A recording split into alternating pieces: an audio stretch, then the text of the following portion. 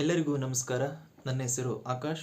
ನಾನು ದಾವಣಗೆರೆಯ ವಿಶ್ವವಿದ್ಯಾನಿಲಯದ ಅಂಡರಲ್ಲಿ 2019ರಿಂದ 2026ರವರೆಗೆ ನಾನು ಪದವಿಗಳನ್ನು ಮಾಡ್ಕೊಂಡಿರ್ತೇನೆ.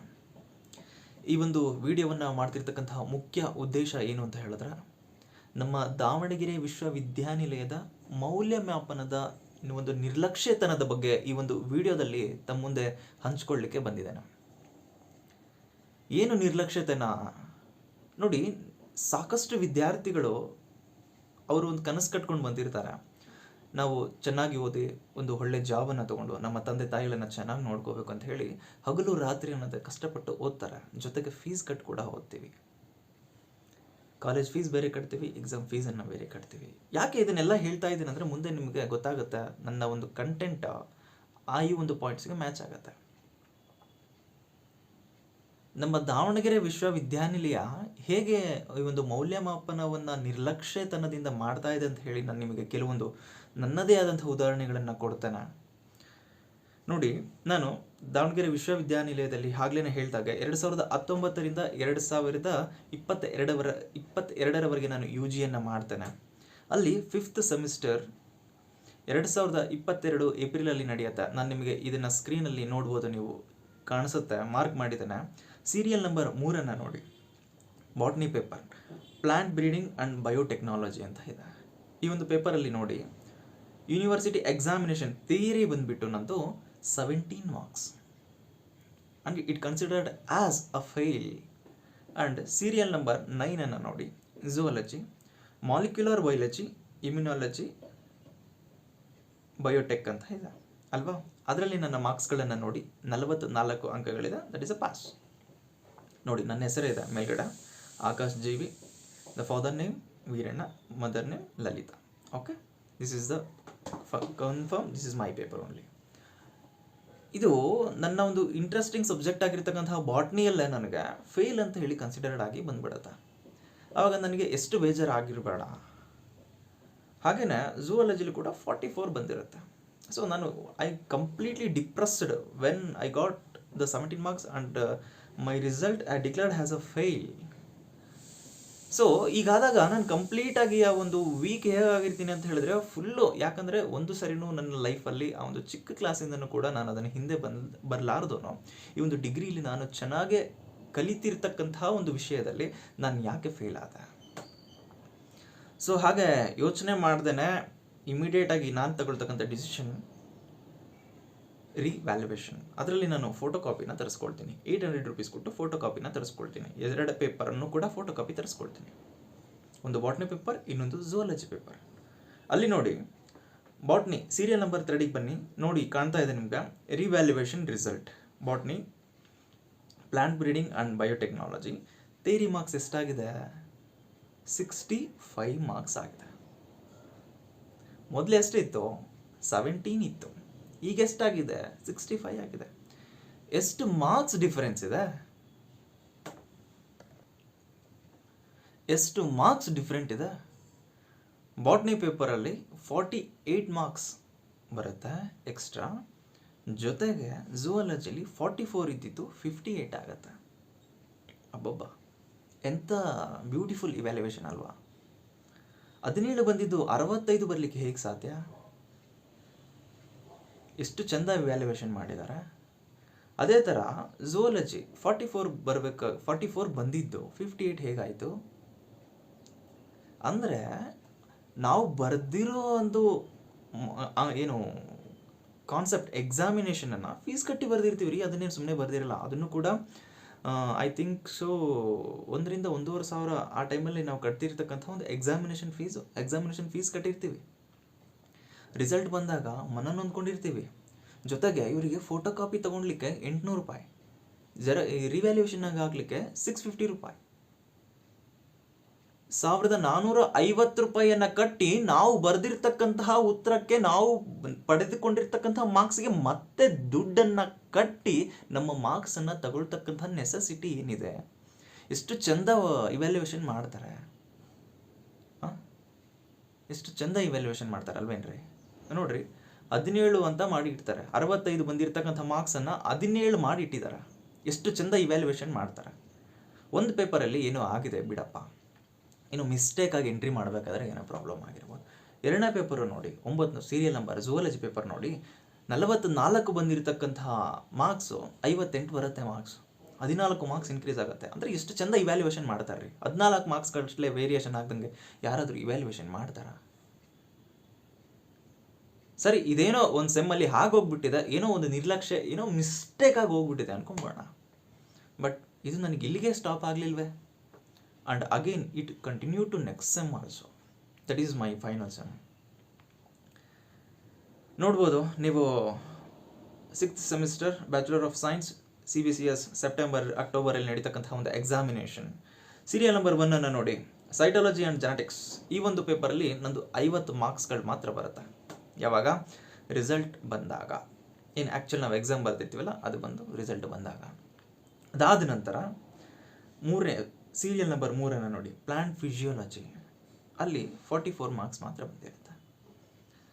ನನ್ನ ಸಬ್ಜೆಕ್ಟ್ ರೀ ಅದು. ನಾನು ಬಾಟ್ನಿ ಮಾಡಬೇಕು ಅಂತ ಹೇಳಿ ಫುಲ್ ಸ್ಟಿಕ್ಕನ್ ಆಗಿ ಓದಿರ್ತಕ್ಕಂಥ ಸಬ್ಜೆಕ್ಟು. ನಾನು ನೆಕ್ಸ್ಟ್ ಮಾಸ್ಟರ್ಸ್ ಮಾಡಿದ್ರೂ ಕೂಡ ನಾನು ಬಾಟ್ನಿಲೇ ಮಾಡ್ತಕ್ಕಂಥ ಒಂದು ಆಸೆನ ಇಟ್ಕೊಂಡಿರ್ತಕ್ಕಂಥ ವಿದ್ಯಾರ್ಥಿ ಆಗಿದ್ದೆ ನಾನಾಗ. ಈ 2 ಸೆಮ್ಮು ನನ್ನನ್ನು ಕುಗ್ಗಿಸ್ಲಿಕ್ಕೇನೆ ಅಥವಾ ಏನೋಕ್ಕೂ ಗೊತ್ತಿಲ್ಲ ನನಗೆ. ಆ ಒಂದು ಸಬ್ಜೆಕ್ಟ್ಗಳಲ್ಲಿ, ಆ ಒಂದು ಪೇಪರಲ್ಲಿ ನನಗೇನಾಗ್ತಾ ಇತ್ತು, ಮಾರ್ಕ್ಸ್ ಅಂಕಗಳು ಕಡಿಮೆ ಬರ್ತಾ ಇತ್ತು. ನೋಡಿ, ಇದು ನಾನು ಬರೆದಾಗ ವ್ಯಾಲ್ಯೂಯೇಷನ್ ಆಗಿ ರಿಸಲ್ಟ್ ಬಂದಾಗ ಇರ್ತಕ್ಕಂಥ ಮಾರ್ಕ್ಸ್. ಈಗ ಈ ಒಂದು ಮಾರ್ಕ್ಸ್ ಲಿಸ್ಟನ್ನು ನೋಡಿ, 50 ಇದ್ದಿದ್ದು 75 ಆಗುತ್ತೆ, 44 ಇದ್ದಿದ್ದು 65 ಆಗುತ್ತೆ. ಅಂದರೆ ಎಷ್ಟೆಷ್ಟು ಮಾರ್ಕ್ಸ್ಗಳ ಜಗಜಾಂತರ ವ್ಯತ್ಯಾಸ. 50 ಇದ್ದಿದ್ದು 60, 70, 5, 25 ಮಾರ್ಕ್ಸ್ ಒಂದು ಪೇಪರಲ್ಲಿ, 21 ಮಾರ್ಕ್ಸ್ ಇನ್ನೊಂದು ಪೇಪರಲ್ಲಿ ಜಾಸ್ತಿ ಆಗುತ್ತೆ. ವಾಹ್, ಎಂಥ ಇವ್ಯಾಲ್ಯೂಯೇಷನ್! ಏನೋ 1-2 ಮಾರ್ಕ್ಸ್ ವೇರಿಯೇಷನ್ ಆಯಿತು ಅಂತ ಹೇಳಿದ್ರೆ ಏನೋ ಮಿಸ್ಟೇಕ್ ಆಗಿದೆ ಅಂತ ಹೇಳ್ಬೋದು. ಇದನ್ನು ನಾವು ಇಂಟೆನ್ಷನಲಿ ಮಾಡಿದರೆ ಅನ್ಕೋಬೇಕು ಅಥವಾ ಮಿಸ್ಟೇಕ್ ಆಗಿದೆ ಅಂತ ಅನ್ಕೋಬೇಕು. ಒಂದು ಸೆಮ್ ಆದರೂ ಓಕೆ, ಒಂದು ಪೇಪರ್ ಆದರೂ ಓಕೆ. ಬಟ್ ಕಂಟಿನ್ಯೂಸ್ ಸೆಮ್ಗಳಲ್ಲಿ ನನಗೆ ಈ ಥರ ಮಾಡಿದ್ದಾರೆ ಅಂದಮೇಲೆ ಇದ್ರ ಇಂದಿನ ಉದ್ದೇಶ ಏನಾಗಿರ್ಬೋದು? ನನಗೆ ಆ ಉದ್ದೇಶ ತೊಗೊಂಡು ನಾನೇನು ಇಟ್ಕೊಳಕ್ಕೆ ಹೋಗಲ್ಲ. ಯಾಕಂದರೆ ನಾನು ಕಂಪ್ಲೀಟ್ ಆಗಿಬಿಟ್ಟಿದೆ. ನಾನು ಈ ಒಂದು ವಿಡಿಯೋವನ್ನು ಮಾಡ್ತಿರ್ತಕ್ಕಂಥ ಮುಖ್ಯ ಉದ್ದೇಶ ಏನು ಅಂತ ಹೇಳಿದ್ರೆ, ಸಾಕಷ್ಟು ಕನಸುಗಳನ್ನು ಕಟ್ಕೊಂಡು ಸಾಕಷ್ಟು ವಿದ್ಯಾರ್ಥಿಗಳು ಎಲ್ಲೆಲ್ಲಿಂದನೋ ದೂರಗಳಿಂದ ಬೆಳಗ್ಗೆ 5 ಗಂಟೆಗೆದ್ದು ಮನೆ ಕೆಲಸಗಳನ್ನು ಮುಗಿಸ್ಕೊಂಡು ಅಡುಗೆಯನ್ನು ಮಾಡಿಟ್ಟು ಹುಡುಗರು ಎಲ್ಲ ದನಕರುಗಳ ಒಂದು ಕೆಲಸಗಳನ್ನು ಮಾಡಿಕೊಂಡು ನಮ್ಮ ದಾವಣಗೆರೆಗೆ ಬಂದು ದಾವಣಗೆರೆ ವಿಶ್ವವಿದ್ಯಾನಿಲಯದ ಅಂಡರಲ್ಲಿ ಓದಿ ಸಾಧನೆ ಮಾಡಬೇಕಂತ ಬರ್ತಿರ್ತಕ್ಕಂಥ ವಿದ್ಯಾರ್ಥಿಗಳಿದ್ದಾರೆ. ಆ ಒಂದು ವಿದ್ಯಾರ್ಥಿಗಳಿಗೆ ಇನ್ನು ಮುಂದಿನ ದಿನಗಳಲ್ಲಿ ಅನ್ಯಾಯ ಆಗಬಾರ್ದು ಅಂತ ಹೇಳಿದ್ರೆ ನಮ್ಮ ಒಂದು ವಿಶ್ವವಿದ್ಯಾನಿಲಯದ ಮೌಲ್ಯಮಾಪನಕ್ಕೆ ನಿಯಮಗಳು ಬರಬೇಕು. ಇದೆಲ್ಲ ಆದಮೇಲೆ ನೀನು ಕೇಳ್ಬೋದಿತ್ತಲ್ಲಪ್ಪ, ನೀವು ಹೋಗಿ ಯೂನಿವರ್ಸಿಟಿಲಿ ಅಂತ ನೀವು ಕೇಳ್ಬೋದು ಅಲ್ವಾ? ನಾನು ಇದನ್ನು ಹೋಗಿ ಸ್ಪಷ್ಟವಾಗಿ ಕೇಳಿದೆ. ಆಗ ಇವ್ಯಾಲ್ಯೂಯೇಷನ್ ರಿಜಿಸ್ಟರ್ ಇದ್ದಿರ್ತಕ್ಕಂಥವ್ರು ಶಿವಶಂಕರ್ ಅಂತ ಸರ್ ಇದ್ದರು. ಅವರಿಗೆ ನಾನು ಹೋಗಿ ತೊಗೊಂಡು ಈ ಎಲ್ಲ ನಿಮಗೇನು ತೋರಿಸಿದ್ದೀನಲ್ಲ ಆ ಕಾಪಿಗಳನ್ನು ಎಲ್ಲ ಕೊಟ್ಟೆ. ಯಾಕಂದರೆ ನಮಗೆ ಅವಾಗ ಅದೇ ಕಾಪಿಗಳಿರ್ತಿದ್ದು. ಏನು ಕಂಪ್ಲೀಟಾಗಿ ನಾವು ಡಿಗ್ರಿಯನ್ನು ಮುಗಿಸ್ಕೊಂಡು ನಂತರ ನಮಗೆ ಮಾರ್ಕ್ಸ್ ಕಾರ್ಡ್ಗಳನ್ನು ಅಲಾಟ್ ಆಗ್ತಿತ್ತು, ಗೊತ್ತಿದೆ ನಮ್ಮೆಲ್ಲರಿಗೂ. ಸೊ ಹೋಗಿ ಹೇಳಿದಾಗ, ಸರಿಯಪ್ಪ ಈ ಥರ ಹಿಂಗೆ ಆಗ್ಬಿಟ್ಟಿದೆ, ಏನೋ ಮಿಸ್ಟೇಕ್ ಆಗಿದೆ, ಅವ್ರನ್ನ ಯಾರು ವ್ಯಾಲ್ಯೂಯೇಷನ್ ಮಾಡಿದಾರಲ್ಲ ಅವ್ರನ್ನ ನಾವು ಕರೆಸ್ತೀವಿ, ಆಗ ನಿನ್ನನ್ನು ಕೂಡ ಕರೆಸ್ತೀವಿ ಅಂತ ಹೇಳಿ ಅವತ್ತು ಹೇಳಿದವರು ಇವತ್ತಿನವರೆಗೂ ಕೂಡ ನನಗೆ ಯಾವುದೇ ಒಂದು ಕರೆನೂ ಬಂದಿಲ್ಲ, ಯಾರೂ ಕೂಡ ಅದರ ಬಗ್ಗೆ ಮಾತನಾಡಿಲ್ಲ. ನೋಡಿ, ನಾವು ಒಂದು ಯೂನಿವರ್ಸಿಟಿ ಫೀಸನ್ನು ಕೂಡ ಕಟ್ಟಿರ್ತೀವಿ, ಜೊತೆಗೆ ಎಕ್ಸಾಮಿನೇಷನ್ ಫೀಸನ್ನು ಕೂಡ ಕಟ್ಟಿರ್ತೇವೆ. ಇದೆಲ್ಲದೂ ಆದ ನಂತರ ರಿಸಲ್ಟ್ ಬಂದಾಗ ನಮ್ಮ ಒಂದು ಅಂಕವನ್ನು ನಾವು ತೆಗೆದುಕೊಳ್ಳಿಕ್ಕೆ ಮತ್ತೆ ಒಂದೊಂದು ಪೇಪರಿಗೆ 1450 ರೂಪಾಯಿಯನ್ನು ಕಟ್ಟಿಬಿಟ್ಟು ಮತ್ತೆ ನಾವು ಬಂದಿರತಕ್ಕಂತಹ ಪರೀಕ್ಷೆಗೆ ಅಂಕಗಳನ್ನು ಪಡಿತಕ್ಕಂತಹ ಒಂದು ದುರಸ್ಥಿತಿ ಬಂದಿದೆ. ಈಗ ಒಂದು ದುಡ್ಡಿನ ಮನೆ ಸೈಡಿಗೆ ಇಟ್ಬೋಣ, ದುಡ್ಡು ಏನೋ ಹೇಗೋ ಅಡ್ಜಸ್ಟ್ ಮಾಡಿ ಹೇಗೋ ಕಟ್ಬಿಡ್ಬೋದು. ಬಟ್ ವೀಕ್ ಮೈಂಡ್ ಇರ್ತಕ್ಕಂತಹ ಸ್ಟೂಡೆಂಟ್ಸ್, ಅಯ್ಯೋ ನಾನು ಫೇಲ್ ಆಗ್ಬಿಡ್ತು, ಮನೇಲಿ ಏನು ಅನ್ಕೊಳ್ತಾರೋ, ಮುಂದೆ ಹೇಗೋ ಏನೋ ಎತ್ತ ಅಂತ ಹೇಳಿ ನೆಗೆಟಿವ್ ಆಗಿ ಥಿಂಕ್ ಮಾಡಿದ್ರೆ, ಅವರು ಏನಾದರೂ ಮಾಡಿಕೊಂಡ್ರೆ ಯಾರು ರೆಸ್ಪಾನ್ಸಿಬಲ್? ಇದಕ್ಕೆ ಯಾರು ರೆಸ್ಪಾನ್ಸಿಬಲ್? ಯೂನಿವರ್ಸಿಟಿ ಅವ್ರು ಏನು ಹೇಳಲ್ಲ ರೀ. ನಾನು ಸಾಕಷ್ಟು ಬಾರಿ ಅಲ್ಲಿ ಹೋಗಿ ಕಂಪ್ಲೇಂಟ್ ಮಾಡಿರೋದಾಗಿರ್ಬೋದು, ಇನ್ನೊಂದು ಮತ್ತೊಂದು, ಅವ್ರು ಏನೇ ಹೇಳೋದಿಲ್ಲ. ಯೂನಿವರ್ಸಿಟಿ ರೂಲ್ಸ್ ಆ್ಯಂಡ್ ರೆಗ್ಯುಲೇಷನ್ಸ್ ಏನೇ ಇದ್ರೂ ಹಿಂಗೆ ಮಾಡ್ತೀವಿ, ಜಸ್ಟ್ ಅಷ್ಟೇ, ಅಲ್ಲೇ ಕ್ಲೋಸ್, ಏನೂ ಮಾಡಲ್ಲ. ಈಗ ನಾನೇ ತಗೊಳ್ಳಿ, ಈಗ ಆ ಒಂದು ರಿಸಲ್ಟ್ ಫೇಲ್ ಅಂತ ಬಂದಾಗ ನನ್ನ ಒಂದು ವೀಕ್ ಮೈಂಡ್ ಸೆಟ್ ಮೇಲೆ ನಾನು ಏನಾದರೂ ಮಾಡ್ಕೊಂಡಿದ್ರೆ ಹೂ ಈಸ್ ರೆಸ್ಪಾನ್ಸಿಬಲ್? ಹೌದಲ್ವಾ? ಯಾರು ರೆಸ್ಪಾನ್ಸಿಬಲ್? ಇವೆಲ್ಲವಕ್ಕೂ ಫುಲ್ ಸ್ಟಾಪ್ ಅನ್ನೋದೇ ಇಲ್ವಾ? ಇನ್ನೂ ಒಂದು ಮುಖ್ಯ ಕಾರಣ ನಾನು ಈ ಒಂದು ವಿಡಿಯೋ ಮಾಡಲಿಕ್ಕೆ ಉದ್ದೇಶ ಏನು ಅಂತ ಹೇಳಿದ್ರೆ, ನಾನು ಏನೋ ಆಗೋಗ್ಬಿಟ್ಟಿದೆ ಬಿಡು, ಅದಲ್ಲೇ ಅವಾಗ ಆಗೋಗಿರೋದು ಅಂತ ಹೇಳಿ ನಾನು ಸುಮ್ಮನಾಗಿದ್ದೆ.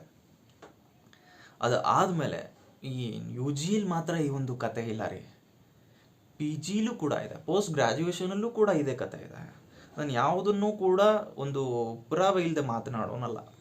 ಅದಕ್ಕೂ ಕೂಡ ನನ್ನ ಹತ್ರ ಒಂದು ಡಾಕ್ಯುಮೆಂಟ್ ಇದೆ. ಏನದು, ನನ್ನ ಒಬ್ಬರು ಗೆಳೆಯರು, ನಾನು ಅವ್ರ ಹೆಸರನ್ನ ಹೇಳಕ್ಕೆ ಇಷ್ಟಪಡಲ್ಲ, ನಾನು ಯಾವ ಒಂದು ಬ್ರ್ಯಾಂಚ್ ಅಂತನೂ ಕೂಡ ಹೇಳಕ್ಕೆ ಇಷ್ಟಪಡಲ್ಲ. ಅವ್ರಿಗೆ ಸೇಮ್ ಇದೇ ಥರ ಫೇಲ್ ಅಂತೇಳಿ ರಿಸಲ್ಟ್ ಕೊಡ್ತಾರೆ. ನಾನು ಮತ್ತು ಅವರು ಹೋಗ್ತೀವಿ ರಿಜಿಸ್ಟರ್ ಹತ್ರ. ನಮಗಲ್ಲಿ ಒಳಗಡೆನೇ ಬಿಡೋಕೆ ಹೋಗಲ್ಲ, ಏನು ಹೊರಗಡೆ ಇರ್ತಾರಲ್ಲ ಅಲ್ಲೇ ನಮಗೆ ಇದು ಹಾಗೆ ಇದು ಹೀಗೆ, ನಮ್ಗೆ ಇದರಲ್ಲಿ ಅದಿಲ್ಲ ಇದಿಲ್ಲ. ನಾವೇನು ಕೇಳಿದ್ವಿ, ಸರ್ ನಮಗೆ ಡೈರೆಕ್ಟಾಗಿ ಈಗ ಫೇಲ್ ಅಂತೇಳಿ ಡಿಕ್ಲೇರ್ ಆಗಿಬಿಟ್ಟಿದೆ, ಈಗ ನಾವು ಡೈರೆಕ್ಟಾಗಿ ಹಾಕಲಿಕ್ಕೆ ಮನಸ್ಸು ಒಪ್ತಾ ಇಲ್ಲ. ಬಿಕಾಸ್ ಯಾಕಪ್ಪ ಅಂತ ಹೇಳಿದ್ರೆ, ಫೋಟೋ ಕಾಪಿ ನೋಡಿದ ಮೇಲೆ ನಾವು ಏನು ಬರ್ದಿರ್ತೀವಿ ಅಂತಕ್ಕಂಥದ್ದು ನಮಗೆ ಗೊತ್ತಾಗತ್ತೆ, ಹೌದಲ್ವಾ? ಗೊತ್ತಾಗತ್ತೆ. ಆಮೇಲೆ ನಾವೇನು ಮಾಡ್ಬೋದು, ನಮ್ಮ ಅಂಕಗಳು ಬರ್ತಾವೋ ಇಲ್ಲೋ ಅಂತ ಹೇಳಿ ಆ ಒಂದು ಆಧಾರದ ಮೇಲೆ ನಾವು ರಿವ್ಯಾಲ್ಯೂಯೇಷನ್ಗೆ ಆಗ್ಬೋದು. ಬಟ್ ಇಲ್ಲೋಗಿ ಕೇಳಿದಾಗ ಯೂನಿವರ್ಸಿಟಿ ರೂಲ್ಸ್ ಇದೆ ಅಂತ ಫೋಟೋ ಕಾಪಿನ ಕೊಡಲ್ವಂತೆ, ರೂಲ್ಸ್ ಇಲ್ವಂತೆ. ಯಾಕೆ ಅಂತ ನನಗೆ ಗೊತ್ತಿಲ್ಲ. ಕೇಳಿದರೆ ರೂಲ್ಸ್ ಅಷ್ಟೇ ಹೇಳೋದು, ರೂಲ್ಸ್ ಇದೆ, ಇದನ್ನು ಫಾಲೋ ಮಾಡ್ತಾ ಇದ್ದೀವಿ, ಬೇಕಾದರೆ ರಿವ್ಯಾಲ್ಯೂಯೇಷನ್ಗೆ ಹಾಕೋ. ಅವಾಗ ಏನಾಯಿತು, ಹೋದ್ವಿ, ಅವರು ರಿವ್ಯಾಲ್ಯೂಯೇಷನ್ಗೆ ಹಾಕಲಿಕ್ಕೆ ಮನಸ್ಸು ಒಪ್ಪಲಿಲ್ಲ. ಅದೇ ರಿಜಿಸ್ಟರ್ ಹತ್ರ ಹೋದಾಗ ಅವರು ನಮ್ಮನ್ನು ರಿಜಿಸ್ಟರ್ ಹತ್ರನೂ ಕೂಡ ಹೋಗಿ ಮಾತನಾಡಲಿಕ್ಕೆ ಬಿಡಲಿಲ್ಲ. ಏನಾಗಿತ್ತು ಆ ಒಂದು ಇನ್ಸಿಡೆಂಟ್ ಅಂತ ಹೇಳಿ, ಅದೇ ಏನು ಹೇಳ್ತೀನಿ, ನನ್ನ ಒಬ್ಬ ಸ್ನೇಹಿತರದ್ದು ಏನಾಗಿತ್ತು, ಫೇಲ್ ಆಗಿತ್ತು. ಸೇಮ್ ನಂದೇ ಥರ ಆಗಿತ್ತು. ಬಟ್ ಅಲ್ಲಿ ಹೋಗಿ ಕೇಳಿದಾಗ ಫೋಟೋ ಕಾಪಿ ನಾವು ಅವಕಾಶನೇ ಮಾಡಿಕೊಡಲ್ಲ ಅಂತ. ಬಟ್ ನನ್ನ ಫ್ರೆಂಡ್ ಏನು ಹೇಳಿದರು, ನಾನು ತುಂಬ ಚೆನ್ನಾಗಿ ಬರೆದಿದ್ದೀನಿ ಪೇಪರ್, ಭಾಳ ಚೆನ್ನಾಗಿ ಬರೆದಿದ್ದೀನಿ, ನಂದು ಆ ಥರ ಫೇಲ್ ಆಗುವಂತಹ ಒಂದು ಸಬ್ಜೆಕ್ಟೇ ಅಲ್ಲ, ಐ ಡಿಡ್ ವೆಲ್ ಅಂತ ಹೇಳಿದರು. ಬಟ್ ಇಲ್ಲಿ ಒಂದು ರೂಲ್ಸ್ನ ಪ್ರಕಾರ ಏನೋ ಫೋಟೋ ಕಾಪಿ ಇಲ್ಲ, ಸೊ ಕೇಳಿದ್ರೂ ಕೂಡ ರೆಸ್ಪಾನ್ಸ್ ಮಾಡಲಿಲ್ಲ. ರಿವ್ಯಾಲ್ಯೂಯೇಷನ್ಗೆ ಹಾಕಬೇಕು. ರಿವ್ಯಾಲ್ಯೂಯೇಷನ್ ಫೀಸ್ ಕತೆ ಕೇಳಿರ್ಬೇಕಲ್ಲ ನೀವು. 2100 ಸಮಥಿಂಗ್ ಇದೆ, 2100 something for revaluation for one paper. ಪಿ ಜಿಲಿ ರಿವ್ಯಾಲ್ಯೂಯೇಷನ್ ಇರಲ್ವಂತೆ, ಚಾಲೆಂಜ್ ಇವ್ಯಾಲ್ಯೂಯೇಷನ್ ಇರುತ್ತಂತೆ. ಫೋಟೋ ಕಾಪಿ ಏನೂ ಕೊಡಲ್ಲ, ನನಗೆ ಗೊತ್ತಿಲ್ಲ. ದಯಮಾಡಿ ನಾನು ಈ ಒಂದು ವಿಡಿಯೋ ಮೂಲಕ ಕೇಳ್ಕೊಳ್ಳೋದೇನು ಅಂತ ಹೇಳಿದ್ರೆ, ಯಾಕೆ ಫೋಟೋ ಕಾಪಿ ಕೊಡೋದಿಲ್ಲ ಅಂತ ಹೇಳಿ ದಯಮಾಡಿ ನಮಗೆ ತಿಳಿಸ್ಕೊಡ್ಬೇಕು ಅಂತ ಹೇಳಿ ಕೇಳ್ಕೊಳ್ತೇನೆ. ನೋಡಿ ಸ್ನೇಹಿತರೆ, ಅವ್ರದ್ದು ಎಕ್ಸಾಮ್ ಬರೆದಾಗ ಆ್ಯಕ್ಚುಲ್ ರಿಸಲ್ಟ್ 14 ಮಾರ್ಕ್ಸ್ ಬಂದಿರುತ್ತೆ. ಚೆನ್ನಾಗಿ ಬರೆದಿದ್ರು ಕೂಡ 14 ಮಾರ್ಕ್ಸ್ ಬಂದಿರುತ್ತೆ. ಆಫ್ಟರ್ ರಿವ್ಯಾಲ್ಯೂಯೇಷನ್ ಮಾರ್ಕ್ಸ್ 22 ಆಗುತ್ತೆ. ಬಟ್ ಅದನ್ನು ಕೂಡ it considered as a fail ಅಂತ ಹೇಳಿ. ಯಾಕಪ್ಪ ಅಂತ ಹೇಳಿದ್ರೆ, ಟೋಟಲ್ ಇಂಟರ್ನಲ್ ಮತ್ತು theory ಸೇರಿಸ್ಬಿಟ್ಟು 45 cross ಆಗಬೇಕಾಗಿರುತ್ತೆ.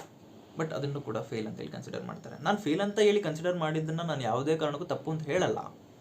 But photo copy ಕೊಡ್ತೇನೆ, ಡಬಲ್ ಇವ್ಯಾಲ್ಯೂಯೇಷನ್ ಆಗಿರುತ್ತೆ, ಅಂಥದ್ದೇನೂ ಮಿಸ್ಟೇಕ್ ಆಗಿರಲ್ಲ ಅಂತ ಹೇಳುವವರು, ಡಬಲ್ ಇವ್ಯಾಲ್ಯೂಯೇಷನ್ ಆದಾಗ 14 ಇದ್ದಿದ್ದು ರಿವ್ಯಾಲ್ಯೂಯೇಷನ್ ಹಾಕಿದಾಗ 22 ಹೇಗಾಯ್ತು ರೀ? ರಿವ್ಯಾಲ್ಯೂಯೇಷನ್ ಅಂತ ಹೇಳಿದ್ರೆ ಕಂಪ್ಲೀಟಾಗಿ ಸಂಪೂರ್ಣವಾಗಿ ಇವ್ಯಾಲ್ಯೂಯೇಷನ್ ಮಾಡ್ತಾರೆ. ಡಬಲ್ ಇವ್ಯಾಲ್ಯೂಯೇಷನ್ ಆಗಿದ್ದೇ ಆದರೆ 1 ಅಥವಾ 2 ಮಾರ್ಕ್ಸ್ ವೇರಿಯೇಷನ್ ಆಗಿರುತ್ತೆ ಅಂತ ಹೇಳಿ, ಇನ್ನು ಅಚಾನಕ್ ಇವ್ರು ಕೊಟ್ಟಿರ್ಬೋದು, ಅವ್ರು ಕೊಟ್ಟಿಲ್ಲ ಅಂತ ಹೇಳಿ ನಾವು ಅದನ್ನು ಭಾವಿಸ್ಬೋದು. ಬಟ್ ಇಲ್ಲಿ ಆಗಿರ್ತಕ್ಕಂಥದ್ದೇನು, 14 ಮಾರ್ಕ್ಸಿಂದ 22 ಮಾರ್ಕ್ಸ್, 8 ಮಾರ್ಕ್ಸ್ ಹೇಗೆ ಜಾಸ್ತಿ ಆಯಿತು? ಇಲ್ಲಿ ಆಗಿರ್ತಕ್ಕಂಥದ್ದು ಡಬಲ್ ಇವ್ಯಾಲ್ಯೂಯೇಷನ್, ಡಬ್ಬಾ ಇವ್ಯಾಲ್ಯೂಯೇಷನ್, ಡಬಲ್ ಇವ್ಯಾಲ್ಯೂಯೇಷನ್, ಡಬ್ಬಾ ಇವ್ಯಾಲ್ಯೂಯೇಷನ್. ಫೋಟೋ ಕಾಪಿ ಕೊಡಲ್ಲ, ಡಬಲ್ ಇವ್ಯಾಲ್ಯೂಯೇಷನ್ ಆಗಿರುತ್ತೆ. ದೆನ್ ಮಾರ್ಕ್ಸ್ ಹೆಂಗ್ರಿ ರೈಸ್ ಆಯಿತು? ಇವ್ಯಾಲ್ಯೂಯೇಷನ್ 2000 ಕಟ್ಟಿಸ್ಕೊಳ್ತೀರ್ರಿ, ಹೆಂಗೆ ಜಾಸ್ತಿ ಆಯಿತು ಇವ್ಯಾಲ್ಯೂಯೇಷನ್? ಯಾಕೆ ಇದೆಲ್ಲ ಕೃತ್ಯಗಳು ನಡೀತಾ ಇದೆ? ಯಾಕೆ ಇದೊಂದು ನಿರ್ಲಕ್ಷ್ಯತೆ ನಡೀತಾ ಇದೆ ಅಂತ ಹೇಳಿದ್ರೆ, ಇಲ್ಲಿ ಇವ್ಯಾಲ್ಯೂಯೇಷನ್ ಬರ್ತಕ್ಕಂಥ ಇವ್ಯಾಲ್ಯೂಯೇಟರ್ಗೆ ಯಾವುದೇ ಒಂದು ರೂಲ್ಸ್ ಆ್ಯಂಡ್ ರೆಗ್ಯುಲೇಷನ್ಸ್ಗಳಿಲ್ಲ. ಏನು ಬರ್ತಾರೆ, ಅವ್ರು ಇಚ್ಛಾ ಬಟ್ಟೆ ಇಲ್ಲೇ ಇವ್ಯಾಲ್ಯೂಯೇಷನ್ ಮಾಡ್ತಾರೆ, ಹೋಗ್ಬಿಡ್ತಾರೆ. ದಯಮಾಡಿ ಕ್ಷಮಿಸಬೇಕು, ನಾನು ಎಲ್ಲ ಇವ್ಯಾಲ್ಯುವೇಟರ್ಗಳಿಗೆ ಮಾತಾಡ್ತಾ ಇಲ್ಲ. ಯಾರು ನಿರ್ಲಕ್ಷ್ಯತನದಿಂದ ಈ ಥರ ಒಂದು ಏನು ನಿರ್ಲಕ್ಷ್ಯತನವನ್ನು ತೋರಿ ವಿದ್ಯಾರ್ಥಿಗಳ ಜೀವನದಲ್ಲಿ ಆಟ ಆಡ್ತಾ ಇದ್ದಾರೋ ಅಂಥವರ ವಿರುದ್ಧ ನಾನು ಈ ಒಂದು ವಿಡಿಯೋದಲ್ಲಿ ಮಾತನಾಡ್ತಾ ಇದ್ದೇನೆ ಹೊರತು ಬೇರೆ ಜೆನ್ಯೂನ್ ಇರತಕ್ಕಂತಹ ಯಾರಿಗೂ ಕೂಡ ನಾನು ಮಾತಾಡ್ತಾ ಇಲ್ಲ. ದಯಮಾಡಿ ಕ್ಷಮಿಸ್ಬಿಡಿ,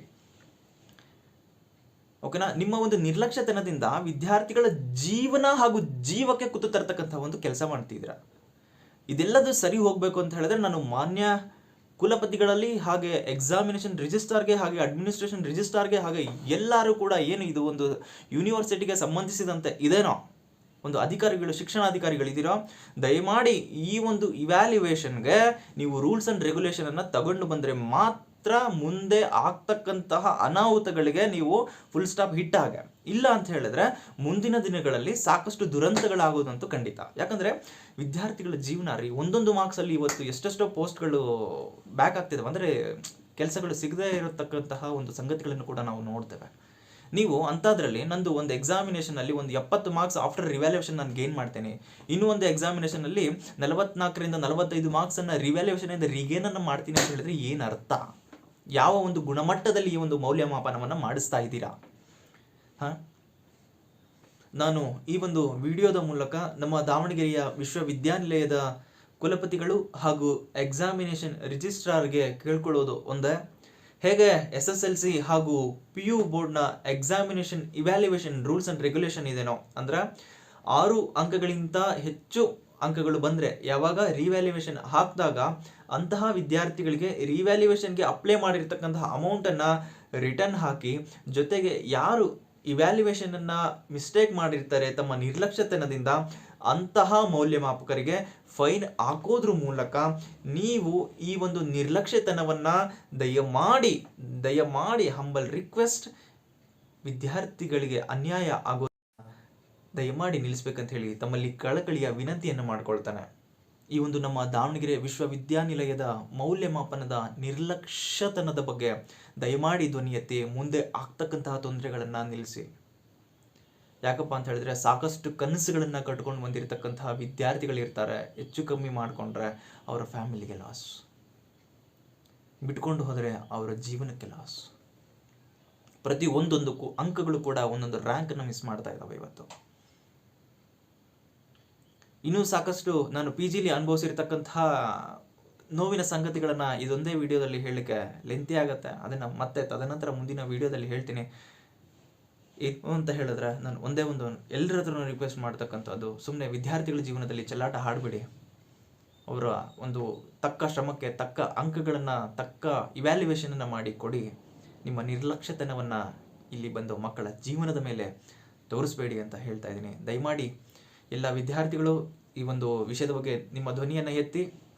ಇಲ್ಲ ಅಂತ ಹೇಳಿದ್ರೆ ಈ ಒಂದು ನಿರ್ಲಕ್ಷ್ಯತನ ಎಂದಿಗೂ ಕೂಡ ಮುಂದುವರಿಯುತ್ತೆ ಅಂತ ಹೇಳ್ತಾ, ಎಲ್ಲರಿಗೂ ಕೂಡ ಈ ಒಂದು ವಿಡಿಯೋವನ್ನು ಸಂಪೂರ್ಣವಾಗಿ ನೋಡಿದ್ದೀರಾ, ಒಂದು ಮೌಲ್ಯಮಾಪನದ ನಿರ್ಲಕ್ಷ್ಯತನದ ಬಗ್ಗೆ ನಮ್ಮ ಯೂನಿವರ್ಸಿಟಿ ಬಗ್ಗೆ ನೀವು ಅರ್ಥಕೊಂಡಿದ್ದೀರಾ ಅಂತ ಹೇಳಿ ತಿಳ್ಕೊಳ್ತಾ ಈ ಒಂದು ನನ್ನ ವಿಡಿಯೋನ ಮುಕ್ತಾಯಗೊಳಿಸ್ತಾನೆ. Thank you so much.